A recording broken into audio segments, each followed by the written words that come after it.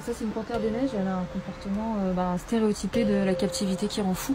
Elle ne fait que des allers-retours dans ce petit espace de quelques mètres carrés. Alors, on a envie de lui offrir une vie meilleure.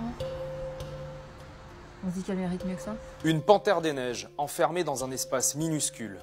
Des loups, derrière des grillages, loin de leur forêt d'origine. Comment ils doivent se faire chier. Ouais. Ou encore ces lions, pandarous, servales, exposés derrière des vitres, qui tournent en rond toute la journée. Ou ces girafes, face à un portail.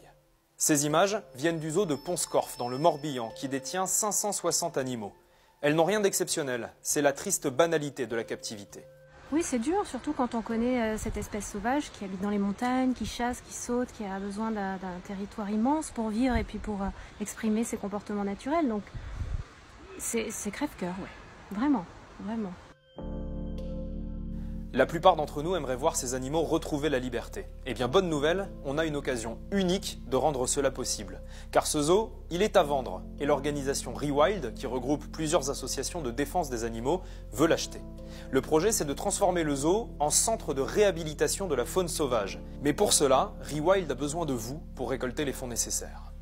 Derrière moi, il y a des loups. C'est des animaux qui ont besoin de beaucoup d'espace et qui surtout sont très craintifs et ont besoin de pouvoir se cacher sous la forêt ou dans du taillis.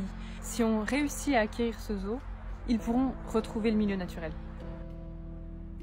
Dans ce projet, la priorité sera toujours donnée au retour à la nature. Mais ça devra se faire au cas par cas, en fonction des espèces et de l'histoire de chaque individu. Pour les 2 lions qui sont derrière moi, si vous nous soutenez et qu'on arrive à racheter ce zoo, on leur trouvera un sanctuaire en Afrique. Les animaux actuellement détenus seraient donc réintroduits dans la nature quand c'est possible ou envoyés dans leur pays d'origine dans des sanctuaires. On est avec 4 phoques. Les phoques, ça parcourt plusieurs centaines de kilomètres par jour. Donc on voit un peu la taille du bassin. Leur univers, il se résume à ça. C'est des animaux marins. Là, ils sont dans de l'eau douce. On a des espèces qui sont particulièrement inadaptées à la captivité, qui ont besoin de grands espaces qu'on est absolument incapable de reproduire en captivité. Donc ce que nous, on espère pouvoir faire, c'est déjà voir s'ils seraient capables de se nourrir avec des poissons vivants, voir dans quelle mesure on pourrait les réensauvager et les rendre à la mer. Ils sont à 7 km de la mer, donc c'est tellement frustrant de les voir là. Ils ont vraiment rien à faire ici. Et l'objectif aussi, c'est de libérer cet espace, pour faire de cet espace aussi une plateforme transitoire qui va permettre à d'autres animaux de bénéficier de ce programme de réhabilitation. C'est une porte ouverte sur un retour à la nature. Le centre servirait aussi de refuge aux animaux saisis par la justice. Il faut savoir que le trafic de la faune sauvage est aujourd'hui la 2e cause de disparition des espèces. Il y a un réel besoin, il y a énormément d'espèces qui sont saisies ou alors qui attendent tout simplement d'être récupérées, d'être soignées et qui n'ont nulle part où aller. Donc ce zoo, c'est une opportunité incroyable, il y a toutes les installations, c'est ce qu'il nous faut en fait pour pouvoir prendre soin de ces animaux et bien sûr de les ramener à la nature. On arrive dans la zone de quarantaine reptile et on a récupéré des animaux hier, ils viennent d'arriver. C'est un téju, 2 pitons mollures, 2 iguanes verts.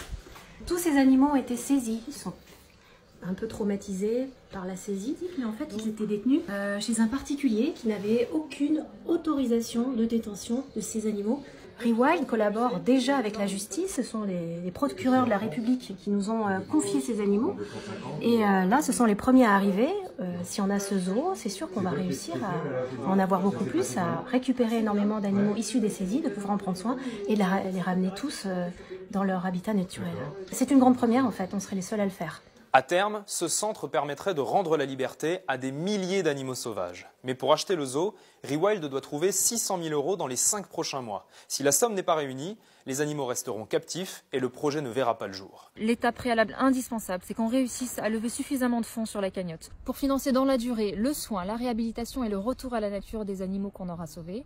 On va garder ce lieu ouvert. On a prévu toute une économie parallèle qui va permettre de faire rentrer de l'argent sans exploiter les animaux. Alors oui, 600 000 €, ça paraît énorme, mais si on s'y met tous ensemble, en donnant chacun même 5 €, on peut y arriver.